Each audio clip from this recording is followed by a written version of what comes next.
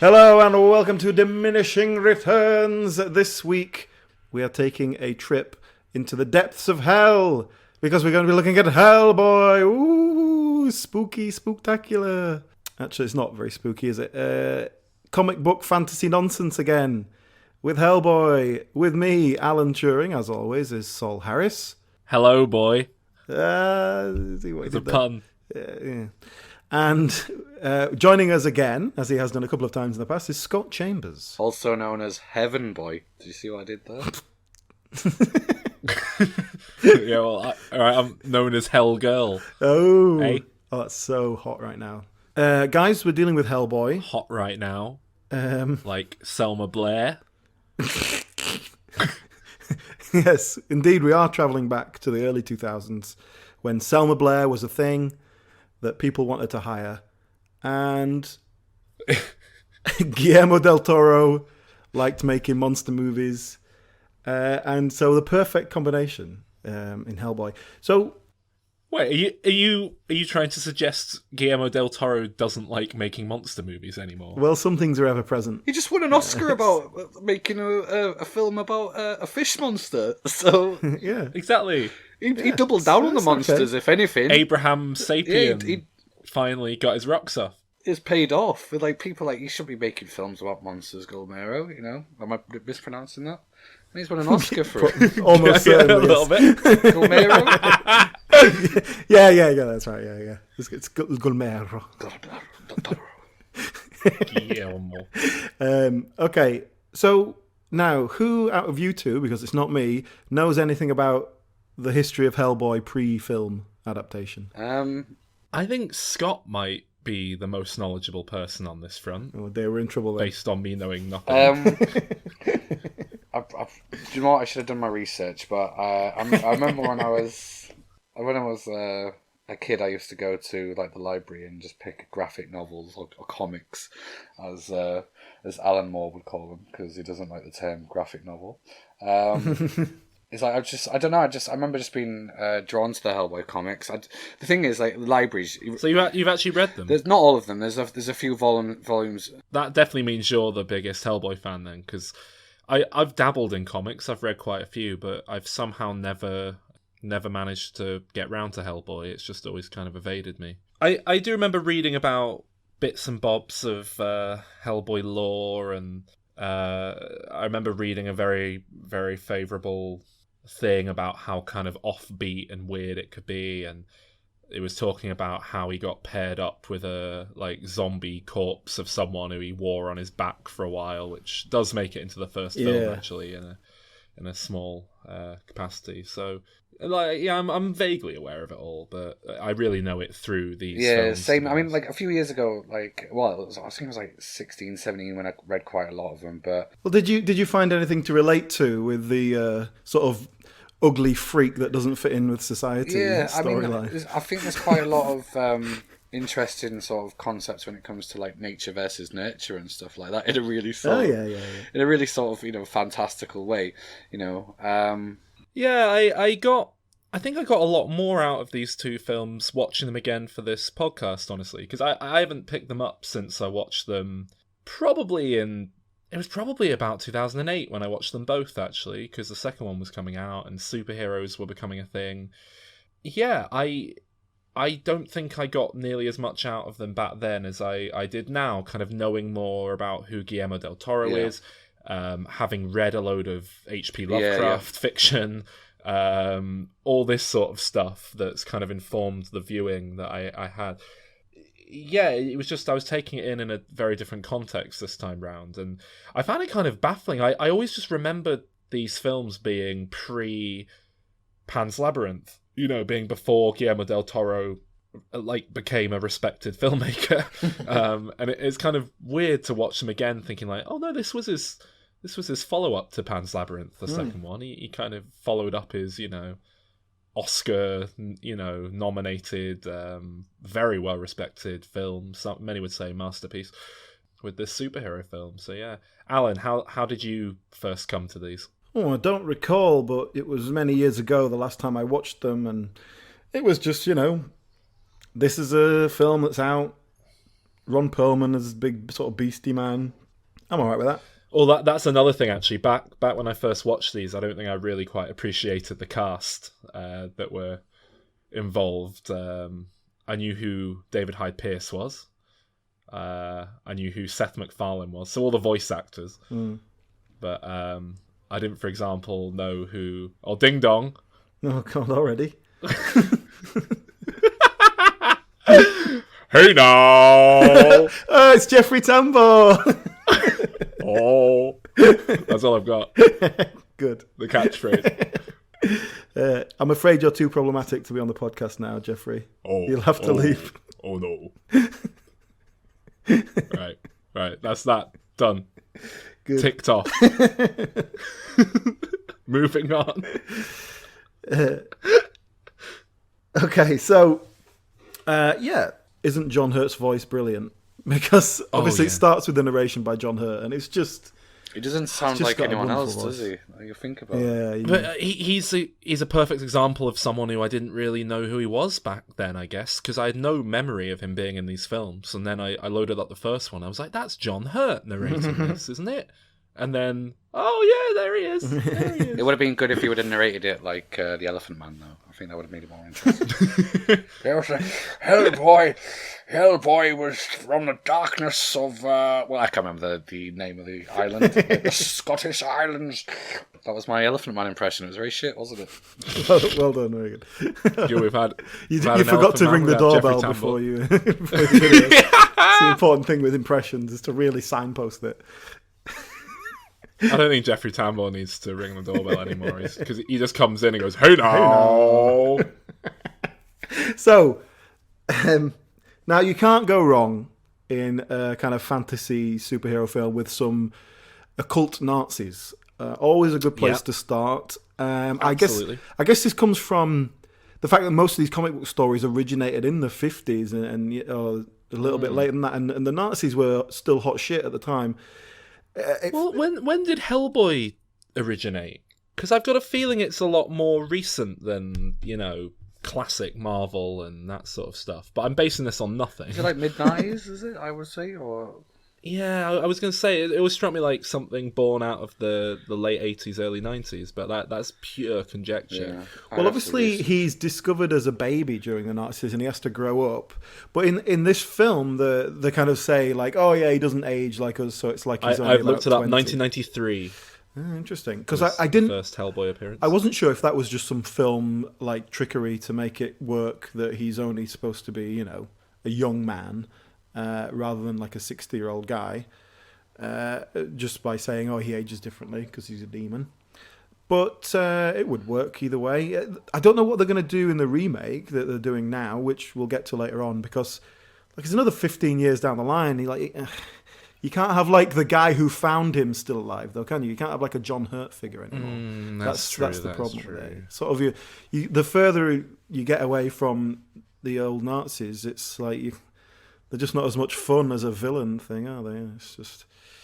Yeah, so now he'll be like get discovered in Vietnam or whatever. Yeah, probably. But that's it. I think when the comics did it, it was presumably quite a campy throwback to old comic books from that era. Well, it's very it's Captain America, isn't it, and all that. And... Yeah. I get the impression it was always quite a meta, self-aware thing they were doing. And that's certainly how it comes across in the film. Well, one of my first notes, actually, is... Because I'm not into fantasy. I'm not really into superhero films. But this sort of fantasy nonsense is not really my cup of tea. And I did make a note here that there's something about the way Guillermo Del Toro approaches this sort of thing. There's always like a playfulness to it. There's always like a cheeky wink that kind of makes it okay. It's kind of like acknowledges that, yeah, we know this is all kind of silly as well. Just go with it. And I like that. And that's what I can't get on board with, like with your Lord of the Rings or whatever. It's too po-faced. It's like, oh, I'm supposed to take this shit seriously.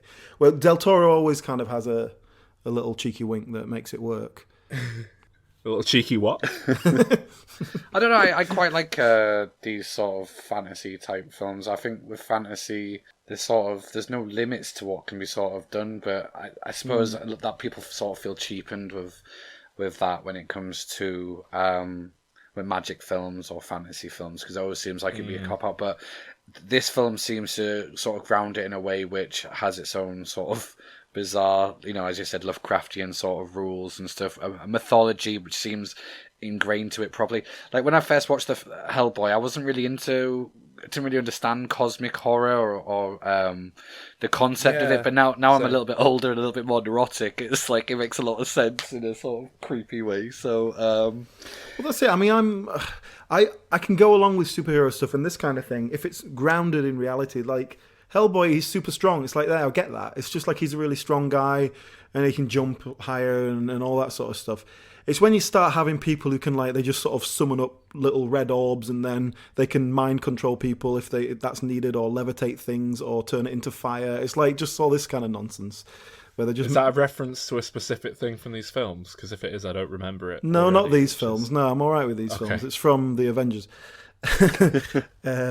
They summon up a red orb? I don't know. The woman who just pops up in one of the films, and I didn't know who she was or why she was there. But then she was a main character. She's summon up red orbs? Yeah, she's like red smoke that can do anything she wants it to.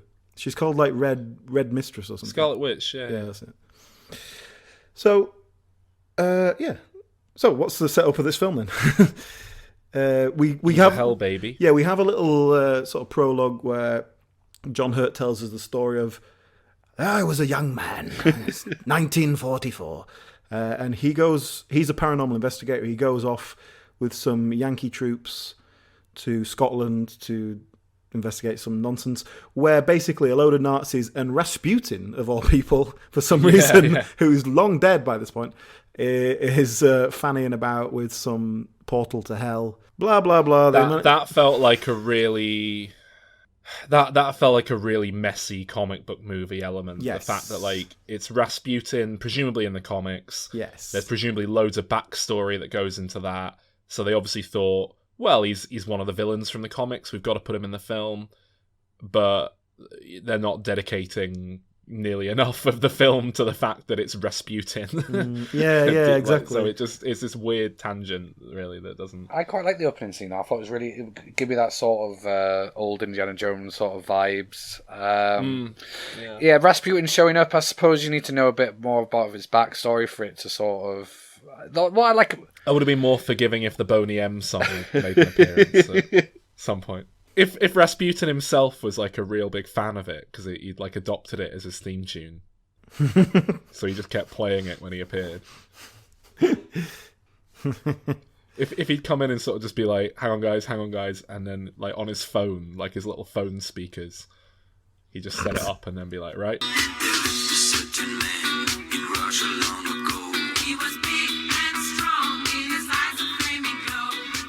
But he's like an old man trying to use an iPhone. Yeah. He has to get his nephew to do it for him.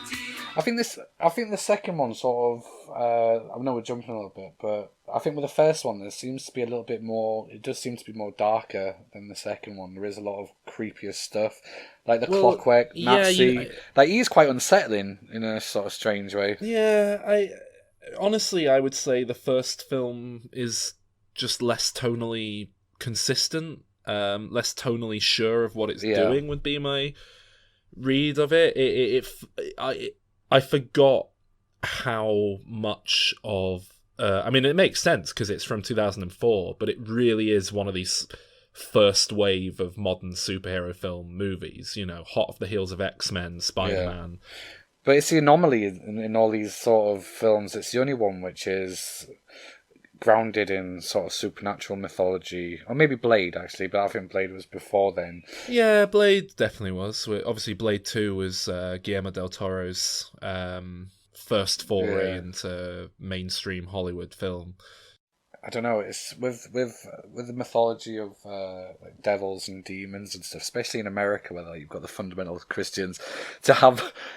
I think it's a bold move, to be honest. Like I think people forget how hard it is to sort of try promote Satanism or stuff like that. I'm not saying they promoted Satanism, but they promoted it. No, I know what you mean. I had that thought when I was watching these, and it really struck me how. I think the films and probably the comics by extension are really very smart in that they don't really get into Christian, like proper Christian mythology all that much. It's presented as hell exists, but perhaps it's this kind of Lovecraftian hell dimension, as opposed to there's the devil and there are demons and blah blah blah. And demons are monsters that appear to exist within this world, along with other tentacled monstrosities and things. But it never feels like, oh, it's heaven and hell. It's more an idea of maybe a dog, all this dogma has sprung up around it to present it as the religion that we know that's born out of. Well, there's definitely some Christian iconography, there's crucifixes and stuff knocking about. But apart from that, yeah, you're right, it is much more of a, demons. Yeah, I think I've just remembered why I come up with that point. It's because I worked on the remake, and we was in Wells Cathedral shooting that, and then a couple of days later, there was people losing their shit, like local residents, like kicking off about why the church let them film a satanic film in the church, and it was like, they didn't understand what they was actually doing. If they'd actually taken the time to, actually read what the film's about, it's about a good guy basically fighting demons, But some people just can't get their heads around like nuance with stories like that, can they? Yeah. And if I was a full on, to use the phrase Bible bashing Christian, and then I saw someone done up like Tim Curry in Legend with a gun, I'm like walking around in the cathedral, I might be a bit like, how dare they? It's the most blasphemous thing I've ever seen. I can understand that, but the thing is, like, yeah, I mean, like, I suppose it all depends on the sort of audience's mood for it. I think they're so used to sort of empowering superheroes that I think this is one of the reasons why Hellboy didn't do so great, is that I don't think people like to be reminded of like darkness and death and stuff. Like, I think the superhero audience, I suppose it has to be a bit more upbeat and triumphant in terms of, kind actual of. role models. Infinity War went down massively well with people, even though it ended on a bum note. And obviously everyone with half a brain knows that none of it's permanent, and they're coming back for the new film like less than a year later and so on, and it's all going to be undone. But I've spoken to enough people who don't seem to understand that, and I imagine that's a big chunk of the audience that have made it, such a big hit. I think, people are all right with a bit of darkness, and the other thing is, really horror we're talking about, it's an aesthetic thing. When you're talking about horror superheroes, they're never going to make or they're not going to make that's what I mean. I don't mean R-rated. I don't mean dark as in like dark things happening. I mean like the actual characters of grounded in darkness and sort of macabre. But then that's Batman, isn't it? I suppose you could, I suppose. But I think, I don't know, it's just every time these sort of films that come out and try to do something a little bit darker and, like League of Extraordinary Gentlemen, it's a great fucking concept, great comic, and they just fucked that up. They are good comics, actually. I've read those. They're really good. The second one in particular, where they just do the War of the Worlds with superhero like characters thrown in, essentially, is outstanding. Yeah. I think I don't know. I'm just maybe I'm just being a little bit cynical, but I think when it comes to sort of, I don't know, it depends on the sort of era. I don't think a dark sort of superhero. I don't think it just connect. It doesn't really connect with audiences. I don't find. Yeah, I don't know. I think it's to do with how it's done. Christopher Nolan, obviously with Batman, people were into that. Yeah. That was a big part of the appeal there. But then Zack Snyder shat the bed trying to make everything dark for no reason. I think people are up for darkness, but there has to be a reason for it. You have to know why you're doing it and approach it properly. Yeah. So, guys, the first film, we are introduced to an extremely bland leading man. Oh yeah, sorry, I was not Hellboy, obviously. Hellboy. No. I mean, who's giving a kind of the human eyes of the audience. Yeah, and he plays the role of the incredibly bland. Yeah, he's the newcomer. He's the one who's introduced to this world of Hellboy, and so we get to see that with him as an audience. It's classic bit of script writing there. That's fine. But not a bad concept for a character at all. But a very blandly written and very blandly performed character. by someone called Rupert Evans, who I've never seen in anything. He is really bland. Yeah. Like He does still work. I looked him up. TV mostly, it looks like, but yeah. I feel like Del Toro's a very odd director when it comes to casting. Throughout these films, they have got a very weird cast. Yeah. There's a mixture of just like fantastic actors in great, well-cast roles doing their thing. There's a few actors where it's just like, ooh, they're not great. There's a few actors where it's like, who the hell is that? And you look them up and it's like, oh yeah, they haven't done anything before or after. Yeah. There's one of the singers out of Bros in the second film, inexplicably. Like, that's just weird. I mean, like I say, you know, even in the first one, the decision to have Doug Jones playing Abe and then having him dubbed over with David Hyde Pierce, only to in the second film drop David Hyde Pierce, because like, oh yeah, you sound pretty similar to David Hyde Pierce. Actually, that's fine. Was that? I was going to ask. Actually, was that like a? Was the idea always, oh yeah, we'll get Doug Jones to do the physical stuff and then we'll get someone to voice it? And then they were like, oh, do you know what? Doug Jones can act, he's all right, well, let's use his voice. Or was it they did the first film and they thought he was shit, so they dubbed him? It's weird, isn't it? Because I mean, I definitely prefer David Hyde Pierce's voice, but it's a very subtle difference, and it's also quite jarring how blatantly dubbed in he is in the first film. So I'd probably opt to just have Doug Jones do it himself for that. Like, it can't have been a studio decision. Like, we have to have big name David Hyde Pierce because he's not even credited in the first film. Yeah. He did it uncredited. So, is Selma Blair the big get here? Is she She always looks like she needs a cup of coffee or something. Selma Blair. Everything I see her in it. Selma Blair. I had such, like, watching these films, I was like, God, what have I seen her in? Like, she's so familiar. And then I looked it up repeatedly. Because I couldn't quite believe it. And it's like, it's nothing. I don't think I've seen her in anything. She did Mum and Dad a few years ago with Nicolas Cage, which was sort of like after she was established as she's like a Selma Blair. She's like the Kristen Stewart of the early noughties, I think. Like, But I haven't seen any of those films. Why is she so familiar to me? I haven't seen Cruel Intentions. Cruel Intentions is definitely a thing that she was in. You know, like that was what she was known for. And then, yeah, she's in Legally Blonde. She's one episode of Friends that I might be recognising her from. She did a voice in Scream 2 that I'm definitely not recognising her for. And then she did Hellboy. That's it, yeah. Like a handful of films that, yeah, you might have seen. But just... yeah, she was kind of a name for a while, yeah, but not a very long while. She, in these films, she comes across like a really good actor who's not being let show any of it. But given that she hasn't like really done anything else, I wonder if maybe she's just not that good. I don't know.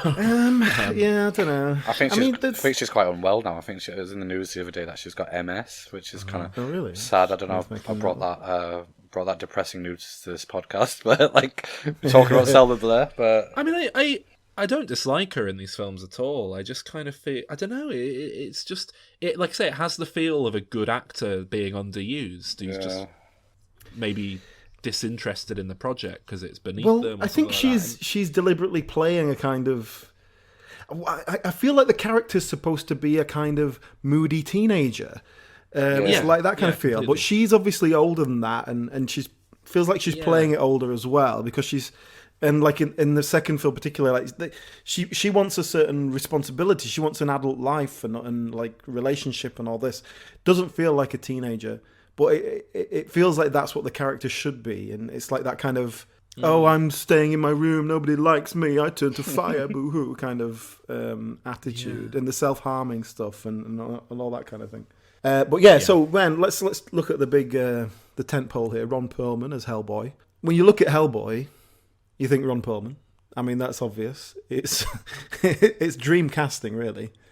Yeah, it's good. And I don't imagine Ron Perlman was too demanding in terms of his wage and everything. I think he was thrilled to be given a role like that, to be perfectly honest, based on what little I've read into the production of these films. I think it's a he was great, just very, great very part. glad to be And there. I think it fits. I mean, and I don't know how much I'm basing this on Hellboy, but I get the idea that Ron Perlman is quite a kind of, sardonic, quite darkly cynical guy who's sarcastic and like that fits Hellboy. But it might just be based on that's what he gets cast as all the time. That's another improvement between the first and second film is how the makeup on Hellboy. Yeah, he always looks a bit rubber faced and like he can't quite move his mouth properly in the first film. Because and in the second film, it's like I didn't like it in the second film. Actually, I thought it was worse. So I thought generally things were worse, and it just felt. When the first film, it felt more like a full character, and that's what he looked like. In the second film, it looked like a guy with stuff stuck on him, like a full chest stuck on him, and all this. I don't know. I thought the opposite. I thought the first one, he just looked like he looked like awkwardly airbrushed whenever he appeared. There's definitely the face needs more character somehow. It's like the skin is too kind of smooth and unblemished. It's kind of it needs a little bit more character to his face. It's the upper lip just doesn't move. Look right doesn't in move, the first film for some reason. Well, I didn't notice that improve in the second film, and I generally felt that the makeup was worse on him. Well, I think maybe it's more the body. I think it's a different because Mike Mignola, his comics have got such a unique look and art to them that they even reference that in the first film. And he says, "Oh, they never get my eyes quite right." I think there was acknowledging that it was never going to be a direct sort of translation to the screen. That sort of quirky, eccentric art style that they've got. Well, I think in this first film that definitely the blend of like CGI and animatronics and sort of whatever else they're using, man in a suit kind of situation, blends very nicely. I think considering it's 2004, it has not aged badly at all. I think it's very good. I wonder in a few years' time that like people will look back on like the shitty CGI of like the early noughties and be like, get this nostalgic feeling for it, like Ray Harryhausen's animation, Oh man, I mean, people do that on the 80s, don't they? Look back at like, we all know it looked a bit fake and naff when we was watching them, but we look back on them like, I love them old practical effects. Yeah, you've got that for like Lawnmower Man level CGI already. So. Yeah, maybe. I don't know. That is the most fascinating thing with CGI is how accepting we were when it came out. Like I remember going to watch these films at the cinema and just being blown away at the special effects, and then because we'd never seen it. Give it 2 years and you go back to them, it's like, that doesn't look great. I feel like we've got to be coming out the other side of that though. Like I can't imagine in a few years' time we'll be looking back at like Thanos in Infinity War and thinking, that looks oosh. I don't know. I don't know. Yeah, the only reason I'm bringing CG up is because like maybe I'm jumping to the reboot too quickly, but I was watching the trailer for it before watching Hellboy, and it just looked like an overabundance of CGI. I've not seen the film yet, so I can't judge it until I see it. And I just thought, Milla Jovovich is in it, which doesn't. She's always a stamp of doesn't set a good precedent. Stamp of quality, isn't it? Like, I've got to say, actually, do you know what? Do you remember, Alan? I can't remember what it was we were pitching ideas for, but I remember very distinctly we pitched the idea of casting Milla Jovovich as a female. It was Tomb Raider, wasn't it? Cast Milla Jovovich as a female villain, like to do a bit of campy, chewing the scenery villain acting, because we thought she'd be great for it, and it's a shame that never been given the opportunity. That seems to be what she's doing in the new Hellboy film. Good, so that's good. Hollywood was listening. There's supposed to be a secret, and they keep the guys a secret. And one of the big things is people keep taking blurry pictures of him, and they think he's real, and we have to stop him going out. And then they hey now, stop going outside, please. Don't go out there. And then they go on this huge rampage through the streets with Hellboy chasing a hound of hell. And I know, I was thinking that. And then after it, hey now is going. Hey now. Well, I've had to suppress everything. We've bought up the videos that people have talked. Like what? It's not. It's not. Just wouldn't happen. Like it's just not handled very well. This idea that they're supposed to be secret, and then obviously in the second film he announces himself to the world and you've killed me. Right. There's a bit in this first film where they're in a museum and this hound of hell has broken out of a statue or some such Ghostbusters thing, and looked more like a predator to me than a dog. Yeah, he did. And then when they're in there, they're breaking in there, the bad guys, and the security of this museum sort of, come and try and find out what's going on. The alarm's going off. Now, I haven't been to America. Is it standard practice for American museums to have armed security? Yeah, everyone's got a gun. Is that normal? Just like probably a bloke. That wasn't like a work issued gun. That was just his gun that he carries around with him. Well, one of his favourites. There's more security there than you would have in any museum, like overnight security. There's like 6 of them there within 30 seconds. There's no way That's any true. museum's got That's that much. very true. Like one bloke with a. But yeah, I was gonna say, like, how much security do you think's on hand at? Let's go with the British Museum, like one of the biggest museums in the world. well, that's it. I know what One guy. the people they have working there is just like they're usually like retired. They have a little chair to sit on in the corner, and they go, "Oh yeah, don't take picture." Yeah. Oh, what toilets? Yeah, they're over there. Yeah, exactly. I'll tell you what didn't work though, and what Guillermo Del Toro seems not to be very good at is writing for humans. Not very good at that. Any scene with just those two in it, Selma Blair and the guy, like, just very crap. Like the bit where in the taxi and taking pictures and they just sort of lean out the windows. Just an awful scene of not people who, just written by someone who's never known normal people, I think. Guillermo Del Toro. Yeah. I'd love to hear the doorbell and get Guillermo Del Toro in, but I can't do the Mexican accent because Talk of the devil. Hey man, it's me, Guillermo Del Toro. It's Cheech Marin, everybody. Ren and Stimpy. Hey man, that is offensive. And I'd just like to remind everyone that Sol is half Mexican and he's allowed Yeah, to I'm be allowed racist. to do this. It's fine. It's fine. Yeah, Del Toro is more kind of this is more of a sexy Spanish man, isn't it? That's not Del Toro at all. He kind of talks. He's a bit deeper down here, and then he's got that kind of. There's one other thing I'd like to bring up about this first film. Yeah. What is going on with that song over the end credits? Oh man, you got to put a great bit of rock and roll over the credits, man. I thought it's like a Western sort of motive, wasn't it? The font and the music. Or was that? Yeah, there was a bit of a sort of Quentin Tarantino font to it, but no, I don't mean the music. I don't mean like the score. I mean the song that's over the actual credits, with the lyrics and everything. Do you remember it? No. Oh, Saul, I can't believe you didn't pick up on this. Oh, it's the lyrics are like, everybody calls me red. That's the color on my head. I'm 6'5" and really hard. Everybody's scared of me. I'm Hellboy.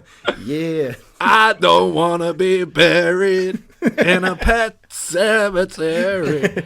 It was a really classic Will Smith sing the plot of the film song. I think we should bring Wiki that back. Wow Hell. We need to see that back in the mainstream. It's just these sort of cheesy tie-in movie songs. Well, it's made a comeback.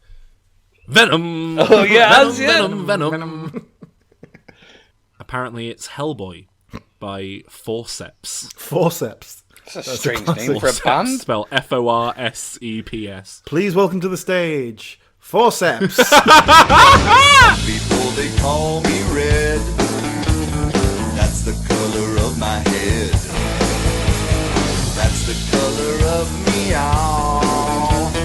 Wag my tail, never fall. Look into my private eye. Okay. So, can I ask, how was this film received? Did it do well critically / with audience? As we say, it had a kind of cult following. So I think audience members who saw it were largely fairly positive. but I don't think it. I don't think it did particularly impressively, financially speaking. It obviously did well enough to get the money together for a sequel. I don't know how much of that was off the back of Pan's Labyrinth and Guillermo Del Toro.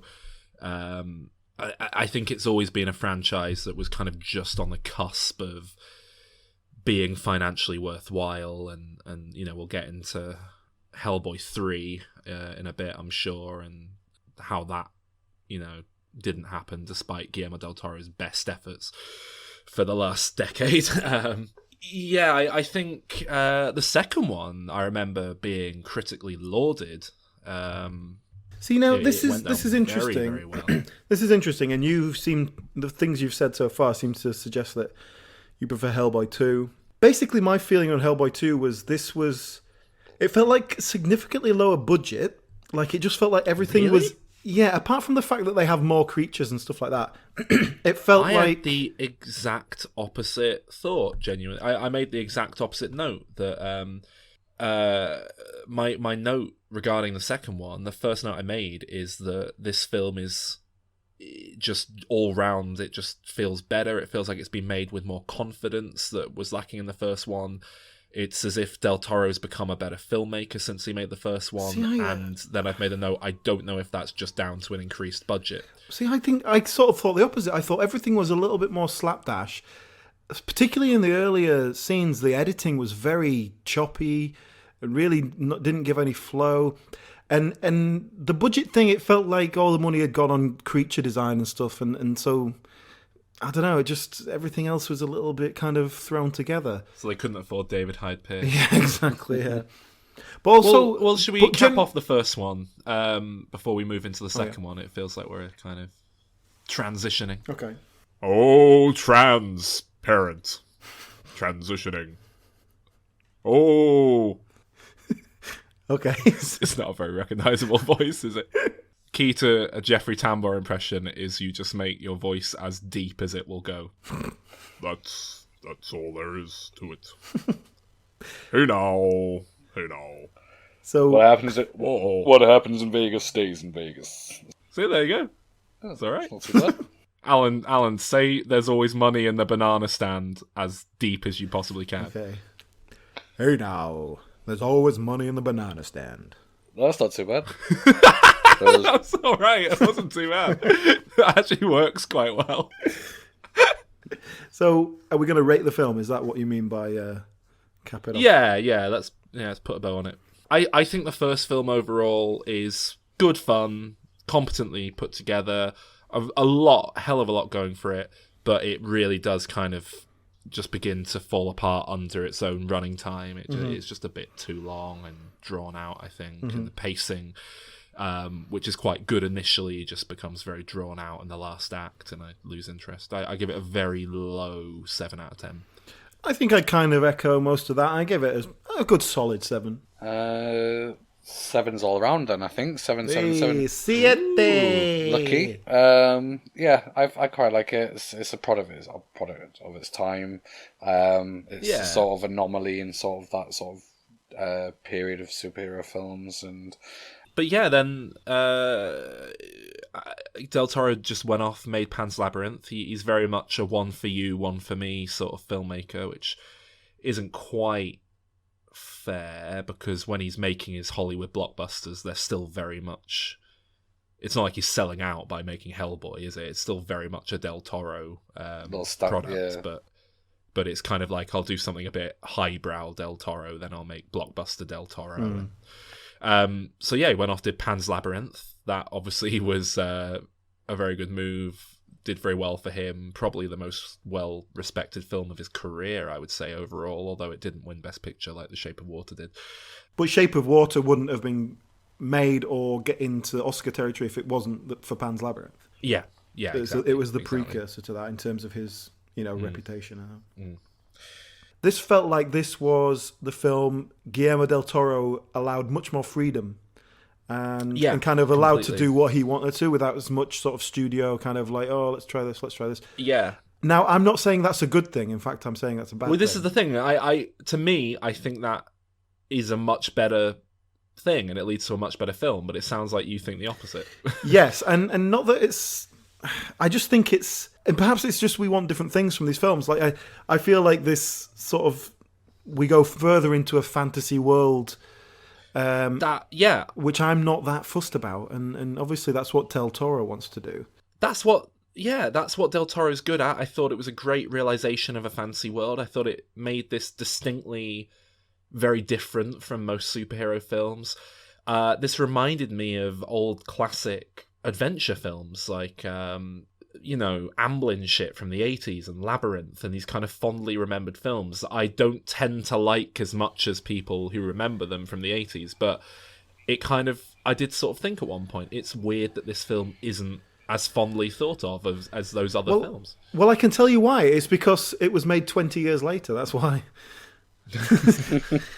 But I made the same note. I said, this is starting to feel like Labyrinth, but I preceded it with the note, it feels like they're trying to do too much with the creatures in this one.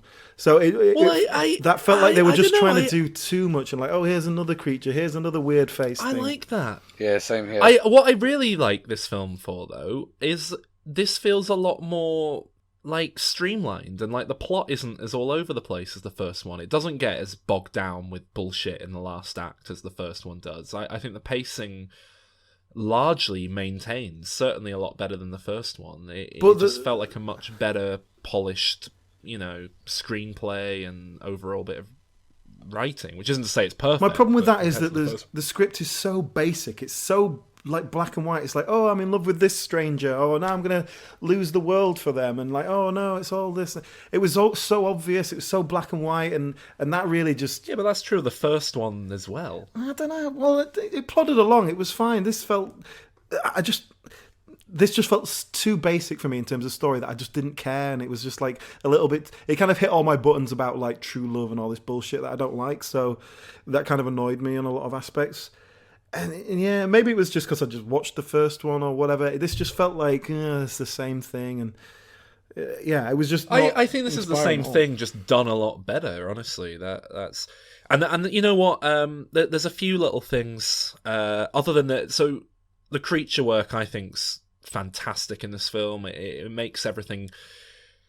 That troll market would have been so boring were it not for just this plethora of just every shot. It's like a new interesting creature design. I think half of them are played by Doug Jones. It's great. I love when he's beating up that Total Recall reject and there's a tumor on it. And that's what just felt a little bit too 1980s like Jim Henson Workshop. I love about that stuff. That's it. But I like that looking back at something from the 80s. But this was a bit too like I feel like it needs to be something new or it needs to be moved on somehow. Or I don't know. I think it was. I think a lot of these are far beyond anything you'd get from Jim Henson's workshop in the 80s. It did feel like a lot of the... It reminded me of like something you'd seen in Star Wars or something. It was like his own sort of take on, like Tatooine or something like that. Yeah, except done well. Because it's shit in Star Wars. You can't think the creature effects are bad in Star Wars, can you? Like, I'm not even a big Star Wars fan, but like the one thing they've pretty much inarguably got going for them... Well, the one thing they've got inarguably going for them is music. The second thing they've got is probably the special effects. I mean... Yeah, but I'm talking about in the tavern and stuff where it's just like a bloke with a papier-mâché head and stuff. Yeah, and what I love with Del Toro is that that was all him. Yeah. That wasn't like, that's not like George Lucas, who's presumably just said... Oh, just put an alien in it. Make up a cool alien and like let someone else do it. Del Toro sat down and like he's got a little elaborate sketches of all the monsters he wants, and this monster here is going to be the gatekeeper to the world, and it's he's like really put a bit of time and effort into it, and it just feels like someone with real vision who's really thought it through, like a director should, and that's what he does. He's the monster director. That's his shtick. So I like that this film offers him a canvas where he can kind of do his thing, And it just felt like a really natural fit for it. I think that's another thing, actually. I always kind of remember the Hellboy films just being these kind of mainstream efforts from Del Toro. And I forgot how much of a Del Toro film this one is through and through. The first one feels like it's him watered down a little bit. Yeah. This just feels straight up like Del Toro. Yeah. There's a kaiju in it at one point. There's an army of robots. It's got everything he loves. It's still got a bit of the Lovecraftian sort of stuff in there. Yeah, loads of it, yeah. This seems more to do with being in the sort of... If the first film was about Lovecraftian cosmic horror, this one is more definitely in the sort of Tolkien fantasy sort of realm. And it makes it palatable for me as someone who doesn't like that kind of high fantasy nonsense. It makes it work. It does it with that Del Toro, charm in the eye that we mentioned. It kind of, I was all right with it here. I quite enjoyed it. It felt very much like, hey, remember the Lord of the Rings? We're doing that in this one, kind of wink and a nod. Well, that guy looks like Legolas. The opening of this is a little John Hurt bit of flashback to the young Hellboy. John Hurt's telling him a bedtime story, which is actually a sort of true story of this human elf thing. It's a load of Lord of the Rings nonsense, but it's shown very nicely visualized with these I like that, the shadow puppet type wooden puppet sort of animated things. Yeah, it's a nice way of doing it. It gives it a lot of character. And it's just a very exposition-heavy opening, but it sets up the story. It's done in a way with charm, though, especially, obviously. Yeah. He's telling a kid's story, so you've got that sort of... And that's it. It's not pure exposition in that you get a bit more insight into the relationship he had with John Hurt and his upbringing when he was just a kid. And I think it's done with enough kind of justified, character development and what have you dripped in around it. Yeah, I like that scene. My other big problem with the film in general, if I just bring it out straight away, is it feels very rushed. Now this film's a full 20 minutes short on the first one, and that's a good thing, but it feels like they've done that by just chopping down. It is. It's almost the exact same length, I think, isn't it? No, it was shorter. I think it's about 3 minutes shorter. Well, I'm looking at IMDb now, right? Hellboy, the first one, is 2 hours, 2 minutes long. Hellboy 2 is 2 hours long, exactly. Okay, so there's no excuse for this then. There's basically the whole thing feels very rushed. It just feels like a lot of the gags are lost because the pacing has been killed by the edit. Really? By the edit, yeah. A lot of just one-liner things that just die on the film. It's just. I don't think it feels rushed at all. I think, again, if anything, I think this one needed a bit of a trim in the third act. But it's not nearly as bad as the first film, where it really just begins to bloat out. But I don't mean in terms of the action scenes. I'm talking about dialogue, just little interchanges between people. I don't mean in action scenes. I mean in terms of everything. One thing I think, though, I think this film has a much better grasp on its tone than the first film. This one knows exactly what tone it wants to hit, and it sort of sticks to it throughout the whole film. It's this sort of... It feels a lot more playful, a lot more willing to blend a kind of sense of humour with this kind of fantasy nonsense, but like you say, done with a bit of a charm. The first film always felt a bit unsure of what it was doing in that regard, and like they kind of, I guess, pulled their punches in some places, maybe shot things a few different ways so they'd have a... be able to figure it out in the edit. It just feels very natural here. Like they've really fallen into a comfortable groove in a good way. I find it interesting you've taken the exact opposite reading from this one as me.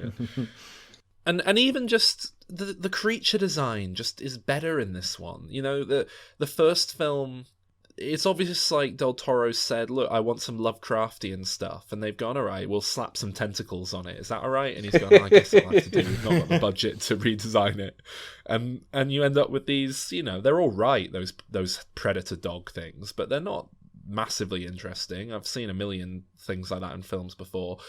But here in the second film, it's pure Pan's Labyrinth, wonderful character designs. Those tooth fairy things at the start alone are better than any of the designs in the first film, and so it just, I don't know, I just think it's done better. And then there's things like, did you notice the repeated use of screen wipes in the second one that I don't think are in the first one? Well, there's a lot of really cool screen wipes put to use in the edit. And when I was watching it, I thought, is this a nod to the fact that this is a comic book movie? Is this like Ang Lee's shitty Hulk film we talked about a few weeks ago, where he kept doing split screen and comic book panels to try and emulate it, but it's just done subtly here and done well? Because there's a few points. For example, early on, there's a camera sort of pans down, and there's a screen wipe with the screen sort of being tied to this bit of piping, and so you kind of get this split diagonal line across the screen we go from one screen to the other, but it almost looks like a different comic book panel and you're pulling across. There's a point in this film at one point where it does go split screen to show two things happening simultaneously because it's relevant, but it's almost presented like a comic book would do it with the panels. There's a lot of really nice screen wipes with just, someone will walk across the camera and the new scene will follow behind them. It's done in a very subtly unobtrusive way, something that can be very jarring. And I think the fact you didn't even notice it is testament to that. So yeah, I really liked it. I remember, well, at the end there's that sort of freeze cut or freeze frame moment. Oh God, when on his face when he hears Two babies. That was like such a sitcom sort of. I know what was. Yeah. But I don't know. It's got some charm to it. That's what I liked about it. It's like. Well, I was going to ask: is there some relevance to the fact that it's twins? Like, is that something from the comics or something, or was it just simply so that he could go two? I think it's tied into the mythology. I think the third film was going to explore him actually having to fulfill his destiny. But of course, would it be like one Hellboy an Antichrist and one and a Christ? Fire Girl? Yeah, something like that. Like, or would they be like half and half? I don't know if they are in the comics. I don't know if that was a Del Toro sort of inclusion. Actually, I'm sure. Maybe because it's a shame that we'll never get to see the third film. You know? Yeah, it'd be like when Donkey shagged that dragon and all the babies were like half donkey, half dragon. Yeah, I think it's a real shame, kind of, the third film. Like, I've mixed feelings about Hellboy 3, but yeah, I guess we should save that till we've finished talking about the second one, shouldn't should we talk about the new characters that come in the second film? Yes, Johann Kraus. Johann Kraus, who is a big part of why I think the second film is better than the first one. A very cool character. Is, the addition of this character, great concept, very true to what I know of Hellboy, is these kind of high concept characters, like the half reanimated body on used in, like attached to a backpack in the first film. Here we have a sort of ghostly entity who's in a big suit to give him a kind of tangible body to use with a German accent, voiced by Seth MacFarlane. Brilliant. Yeah, and of course it's like what more could you want? It's kind of like a steampunk Robbie the Robot kind of design. So it feels like from another time as well. It's quite cool. Yeah, and Seth MacFarlane's a very polarizing figure, but say what you will about him, I think the one thing everyone can agree that he is very, very good at is voice acting. German accent. He's good in it. I think he brings a lot to the role here. He brings a lot of personality. It is odd to go with him over like an actual German, Udo Kier or a Werner Herzog. Or Werner Herzog would have been great. But it's an interesting choice, and I think it works. Yeah. They get away with it. And obviously, like the first film, we haven't really specified that much, but there is a real sense of humour to these films.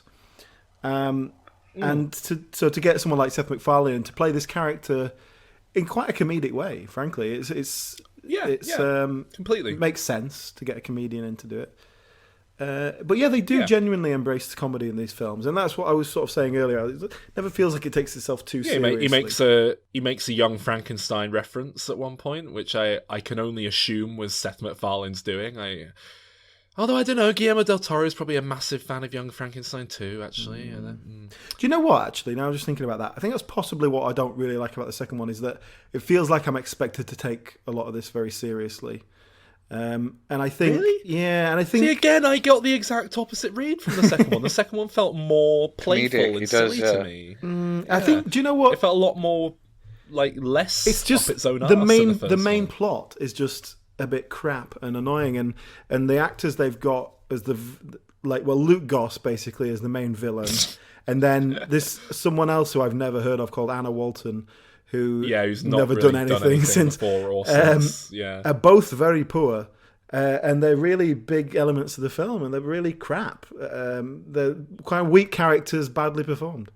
I was thinking, why the hell has he cast these two people instead of two charismatic actors? And they're not even interesting, character designs either. It's just. Well, that's it. Like, I was thinking, okay, so they're just generic Lord of the Rings, knockoff elf characters.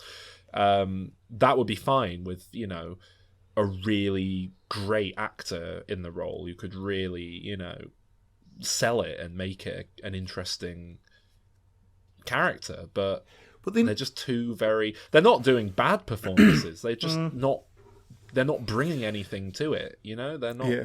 They're just doing it as it is on the page. It's very boring. I would disagree with the Luke Goss. I think he has got an interesting look when he's under makeup. Like in Blade 2, he plays the bad guy in Blade 2, and he has got that sort of, I don't know, high cheekbones. I don't know, as an aesthetic. He looks like a generic elf to me. That's the thing. He doesn't look like. I thought there was something a bit creepy about the way he was. Well, presumably he gets these parts like this in Blade 2 on the basis that he's good at the sword dancing and all that. So he must have some sort of martial arts background. But yeah, it just like he was the one particularly early on that it just felt like they had to cut away from him for every line. Like he could only do one line at a time. That's all he could keep in his head. Which, having seen a bit of that Bros documentary, I can totally believe. We spoke about it. Saul watched the Bros documentary, and we spoke about it in one of our Diminisodes that's on the Patreon. And so I went and watched some of it, and I couldn't actually bring myself to watch it all, but I watched the first 10 minutes. And were you getting too pissed off with it? It was just too annoying. It was so Alan Partridge and Spinal Tap. And Rome wasn't built in a day. And me, that's true. But we don't have the time that Rome had. For the first half hour, I was too annoyed with them to deal with it. If it wasn't for the fact that I was watching it on my lunch break at work and someone nearby was a huge fan of it who kept kind of checking in, what you thinking? I probably wouldn't have stuck through to the end, but I'm glad I did because it did kind of. It was worth it after a while, but no, I very much have the same initial reaction of these guys are really fucking annoying. Well, out of the two, Luke Goss, who's the one in this film, he seems like a bit annoying, but probably all right. The other one, Matt Goss, was a total toss, just the ultimate bell end, wasn't he? And now you can't even play conkers in England. Can we start a petition in honour of Bros, please? Can we start on how ridiculous it is that you can't play conkers, and if you do, you've got to wear goggles. That is the biggest problem. Can't play conkers in England. I can live with it. Anyway, so yeah, Luke Goss in this film and Anna Walton, whoever that is, just poor really, and just you're right, just bring nothing to the role, and also that the culmination of that whole storyline was so obvious but then they even fudged that. It was like obviously she was going to have to sacrifice herself to get him and all this. But they didn't even do it at the right point because Hellboy had already defeated him. It was like it was over already, and then she did it. Like they needed to do it when he was just about to kill Abe, and then she did it for love and all this sort of thing. If you're going to go into that, it was just all a bit crap. Basically, the plot, the storyline, and the emotional journey that was supposed to go on didn't work for me at all. I agree. To be honest, the main overarching plot is quite dull and nothingy, but I think the same's true of the first film, and I think the set dressing, they hang on it, the humour, the side characters, I think all of that works so much better in the second film and elevates it, and it's just a lot better, personally, I think. But, I've not really got anything else to say about it. Yeah, I would pretty much just agree with everything that you said there. I like the character design. As a kind of fantasy, someone who doesn't know that much about it though, he's just Legolas, right? the character design. Or is there some subtlety to it that I'm not that I'm missing. It depends if there's been any other sort of mythology that's explored elves apart from the Lord of the Rings. Like, if elves are always supposed... I thought elves, when I was younger, I thought elf meant like an elf, like Christmas elf, you know, like little big pointy ears and a hat. Whereas, like, now... Is that it for the second film? I think the second one's better. I don't. I think it's significantly better, and that's the mainstream opinion. But only just. Most people do seem to think the second one's better. It was very much held up as one of those first wave superhero films where the second film was almost universally the better one. Spider-Man 2, X-Men 2, Hellboy 2, pretty much everything up until Iron Man 2 ruined it. And yeah, on IMDb, I think the first Hellboy's got like 6.8, 6.9. The second one has a 7. On Rotten Tomatoes, the first one has 81%, the second one has 86%. So it's only a slight thing, it seems, but it does seem to be the mainstream opinion. So yeah, I give it a 7 out of 10, but this time it's quite a strong 7 out of 10, as opposed to that weak 7 out of 10 for the first one. Well, I gave it a 5.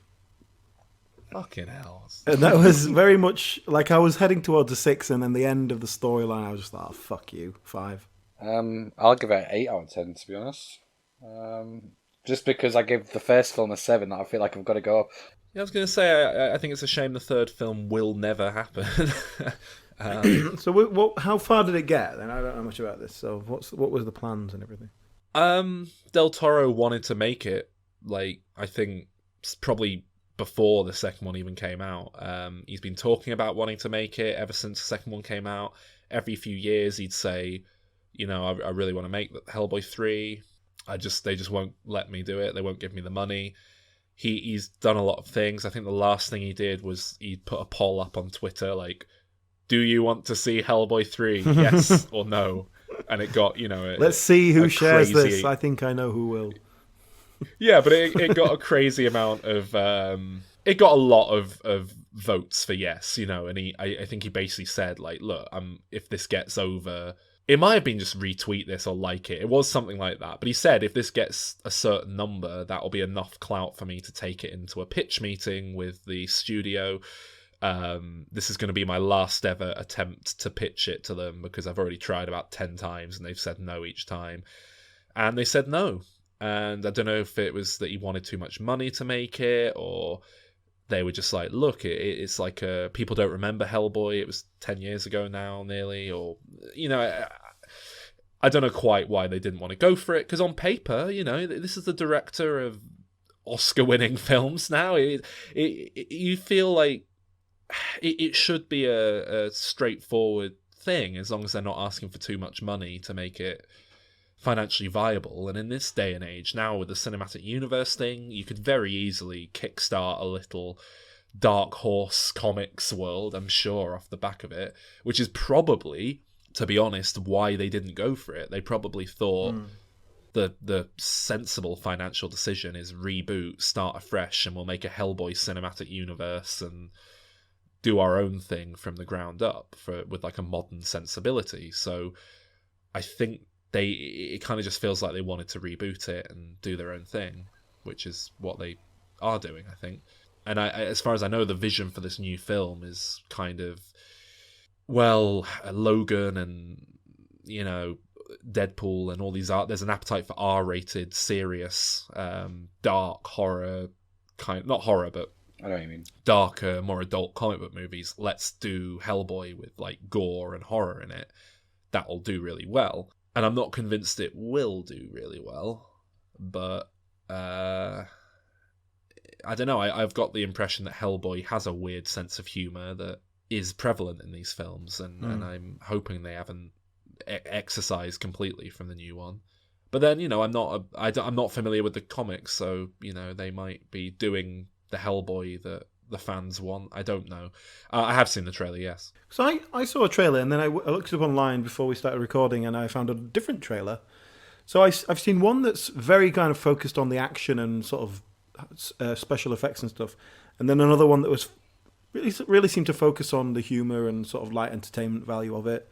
And Big Mo out of EastEnders is in it. There was there was a bit of I won't say controversy, but like the first trailer, everyone thought it looked a bit naff, and they wanted to see the darker sort of promised film that they was supposed to be getting. So then they released another trailer, which was a little bit more sort of, I don't know, a bit darker. Well, it's like Neil Marshall. He directed The Descent. He directed some. Oh, it's I didn't even realise it's Neil Marshall. Yeah. Oh, that's very interesting. He directed some of the best episodes of Game of Thrones, like especially like the White Walker sort of action thing. So he's done like what else has he done? It's like Centurion. I know him from I know him from The Descent, but he's kind of a staple of. Dog Soldiers was him, wasn't it? Yeah, see, I really like Dog Soldiers, and I really dislike The Descent. So, and Doomsday was shit as well. I think it's. Yeah. I don't think I've seen Doomsday, but he's sort of one of them. I mean, after seeing what he did with some of the Game of Thrones episodes, I think he's a bit more up and coming. Yeah, he did an episode of Westworld. He did a Hannibal. He's sort of been cutting his teeth on bigger TV, which seems to have let him make a bigger film off the back of it. Well, funnily enough, I auditioned for his next film quite recently. Oh wow! Not to him, obviously. The Reckoning. No, I didn't audition for him. I was like the first gate casting director kind of thing. But the fact that even someone like me is getting into the door of that is not suggesting that is a high budget good film. and in fact the script that I read was pretty crap, so it's about witches and shit. So you didn't get it then? No. So I can slag it up. That's why you're having to slag it up. What if they call you up and say the lead actor's dropped out and we're filming tomorrow, can you that's all right, I'll be there. Take over? I'll be there. I can get there myself on public transport. You're going to take this episode down? Well, it's a different name, isn't it? Doesn't matter. That's the I beauty of using fake names for everything. No one will ever know. I think it's like obviously I worked on the Hellboy film, and what I saw on set seemed like quite interesting. But then until you see it all put together, you don't really everything looks like it's going to be good, because no one ever wants to make a terrible film, do they? That's the things. But yeah. I am disappointed by what I've seen in the trailer so far. I think some of the humour seems a bit off. Like the bit just seems a bit too sarky. It seems a bit like the problem is with the Hollywood system is that a huge film will come out which like everyone is sort of impressed by, which breaks the mold of what you expect. Like Guardians of the Galaxy, Now every superhero film is trying to do in the sort of postmodern take on superhero films. That they're trying to revise the concept.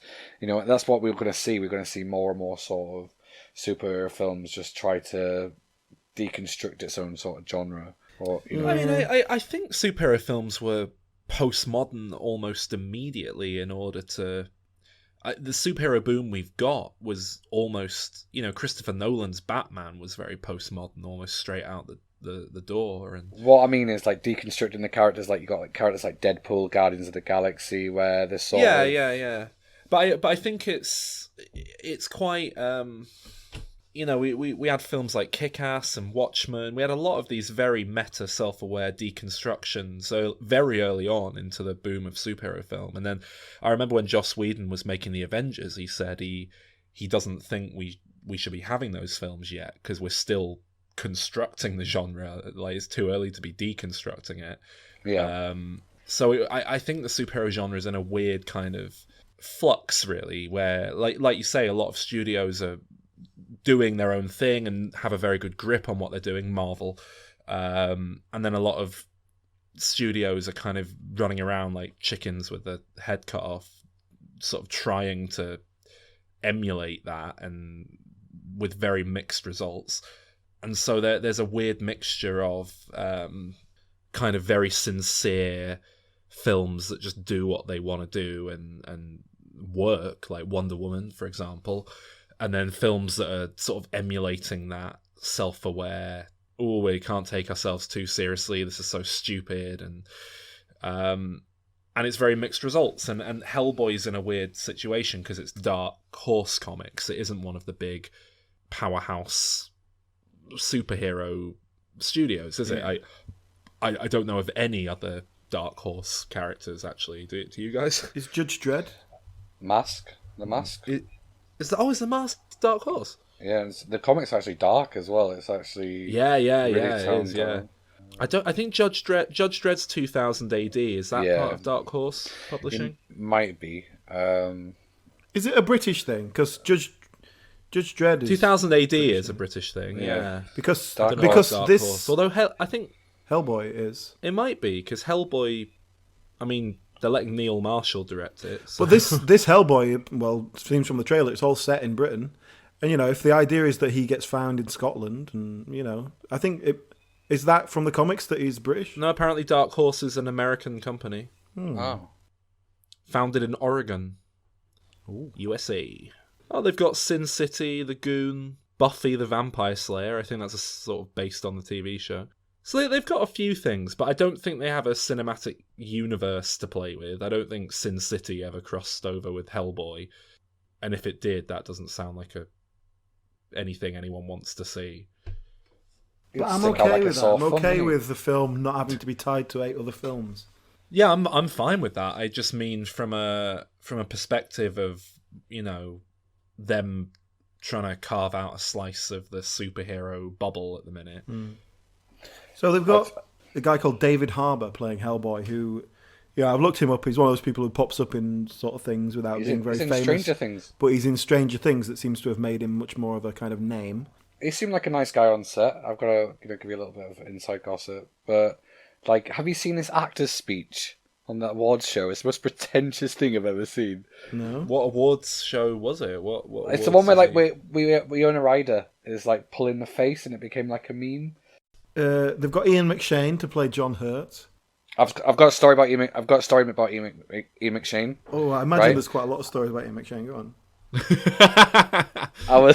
I was on the unit base, right? Just arrived onto set, just had some breakfast or whatever, and a car pulls up, and I didn't even know Ian McShane was in it, and I love him from Deadwood, Sexy Beast. I think he's fucking great. I think he's so charismatic as a person. Yeah, Lovejoy. Which probably hates. But yeah, this car pulls up and he gets out and he looks at me, right? And he looks at me like I'm a piece of shit. That was just like... And he summed you up that quickly.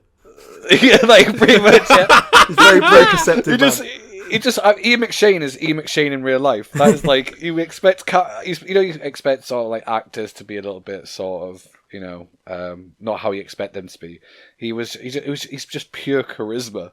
You expect them to be very disingenuous and insincerely friendly, like Chris Pratt, who I've also decided last week I don't like anymore, like Rami Malek.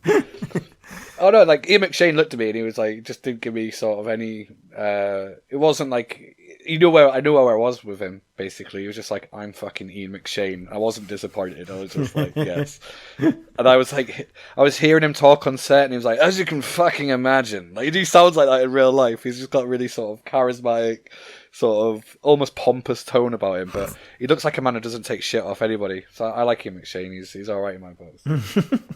It is interesting trying to figure out how they're gonna play it, because this is the thing. So far it does just look very similar to the previous films, but it looks like the previous films, but without the spark of Del Toro. It just looks like. But there's some imagery that looks like it's straight out of a Del Toro film, as well. So it doesn't make me think. It visually looks very informed by the films before it, and doing a reboot like this, you'd think they'd want to really set themselves apart and do something quite different with it, but it's probably going to be shit. I am looking forward to Mila Jovovich, though, I must say. The idea of her being the villain in something good is very appealing, and of course it might not be good. Probably more likely it won't be than it will be, but I'll hopefully, fingers crossed. Hellboy, how would we do it, eh? If we were doing a Hellboy, I'd have him working in a hotel and call him Bellboy. Is that a thing?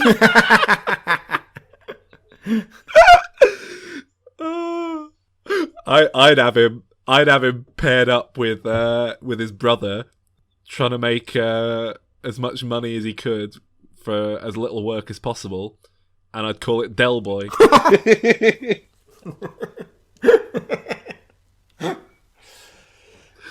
Alan, have you got a Hellboy rhyme pun?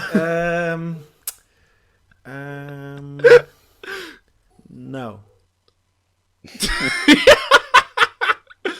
Okay. This thing, I honestly don't know how I would approach this if someone said to me, "How do you want to make this film?" Because I'm not familiar enough with the comics, I would want to do the comics justice, but I wouldn't know. I'd have to go and read all the comics. In all honesty, if I was to do a Hellboy film, I'd probably just have it like a really good animated. Yeah, I know they've done. what? They have done animated films before, but I've just a really, really well animated film. I think that's like off the back of Spider-Verse, you could maybe get that pitched. Del Toro is big over at DreamWorks. Actually, you could probably get him to like do it and like produce it. Get Ron Perlman to voice it again. Yeah. I would. Yeah, I'd see it. I don't know, being a bit more. Don't know. I think because the artwork is so unique and it's hard to sort of translate that to the screen, and you can sort of tell. Even with a new film, like the makeup looks great. Don't get me wrong, but it's like, yeah, I don't have much to add really. Sorry. Cool. Yeah. Alan, anything to close on? Nope. So that's it then. That's Hellboy discussed, done, tick. If you out there listening have any opinions on Hellboy, come and let us know. Yeah, go to facebook.com/Diminishing Returns podcast. Okay, so what's next? What's after this? What is next? Is it our Easter special? Yes, it is. Easter. Christianity from hell to God. Godliness. We've been dabbling in this satanic filth. So now we need to cleanse our eyes and brains by watching some good old Christian nonsense propaganda. But with Nicolas Cage. Oh yeah. Which is going to make it so much better than last year's.